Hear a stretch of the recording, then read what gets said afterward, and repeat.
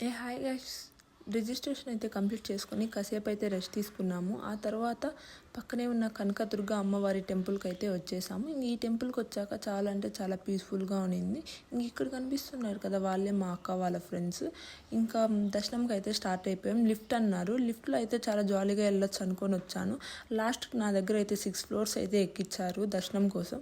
ఇంకా దర్శనం అయితే చెప్పనవసరం లేదు, చాలా బాగా అయింది. ఇంక ఈ టాటాయిస్ని చూస్తూ అంటే చిన్నప్పుడు రోజులే గుర్తొచ్చాయి. ఇంకా మా పెద్దమ్మ వాళ్ళైతే ఇలాగ టాటాయిల్స్ పెంచుతూ ఉన్నారు. మేమైతే ఫుల్గా ఆడుకునే వాళ్ళము. ఆ తర్వాత ఇక్కడే చూస్తున్నా టాటాయిస్ ఈ టెంపుల్లో. ఇంకా ఈ వీడియో నా ఫ్రెండ్స్ అయితే చూసేట్టుగా ఉంటే ఇది వినండి. నేనైతే నా అక్క వాళ్ళ ఫ్రెండ్స్తో ట్రిప్కి వెళ్ళాను, నా ఫ్రెండ్స్తో వెళ్ళకుండా. నాకైతే ఇది చాలా బాధాకరంగా ఉంది. ఇది చూసిన తర్వాత మీరు మారుతారని అనుకుంటున్నా, ట్రిప్ ప్లాన్ చేస్తారని.